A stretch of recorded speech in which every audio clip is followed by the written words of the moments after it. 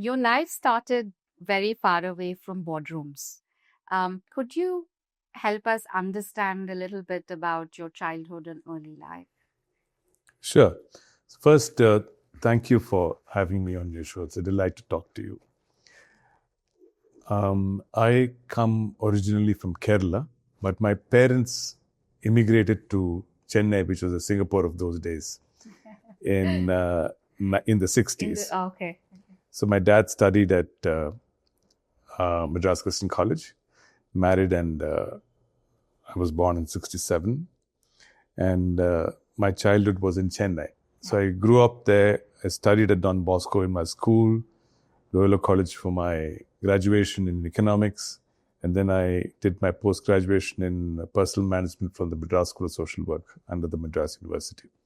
So I finished from 1990, in 1990 from Madras School of Social Work, and then went on to work in Bombay in my first job.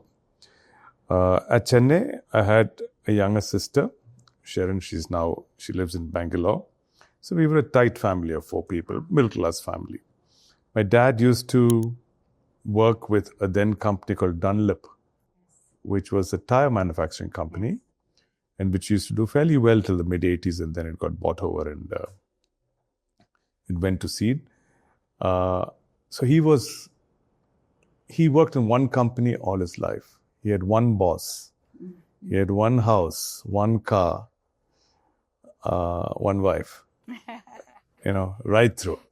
And nothing changed for him. So everything was predictable for him, and there was a solidity about everything that he said, did, and he experienced.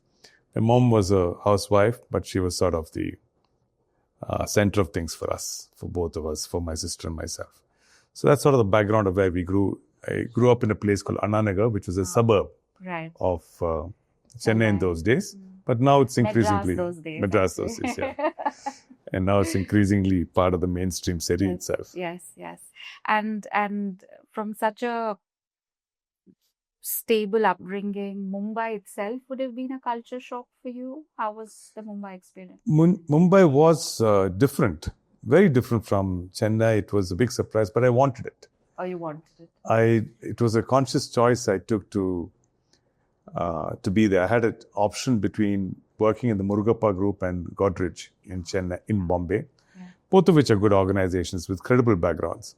But I wanted to go live in a different place, stay in a hostel, experience a different world, be on my own for a bit. Yes. And I think that was the first big decision I took in my life, to go away from the comfort of home. And so the first thing I experienced was I took a train. I had one suitcase, one haversack, and about 1,000 rupees in my pocket. I arrived at Kalyan station, and I had to then catch a local train from there to go from there to Vikhroli, which is where the base of Godrej and Boyce is. Yes. So the first thing that confuses you is a platform that has east and west. Yes. There's Kalyan East, Kalyan West. About Bombay, yes. And then you have to figure out where you have to go. Yes. So that is my first learning about Bombay. And then we settled into Vikhroli, lived there for a while. Anything particularly that you still remember about Bombay and the culture and the work life? Bombay, 2 things hit you straight away. It's the closest you can get to New York sitting in India. People walk so fast. There is a purpose there in everybody's step that is clearly different from any other city in India. It's a hardworking city. It's an efficient city. It's also a great amalgam of people. People come from all parts of India to be there.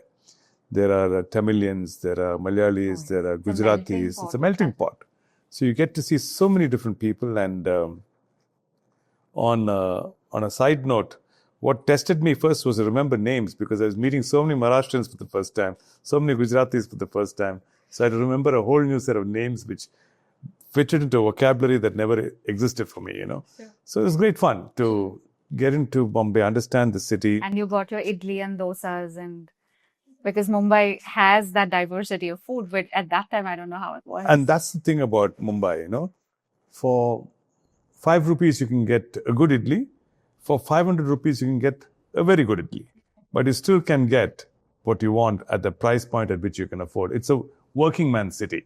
It's a great city to start your career in. It taught you work ethics that no other city can, and it built you as an efficient professional. So it was, I think, a great starting point, and I'd recommend Bombay for anyone who's wanting to start a job.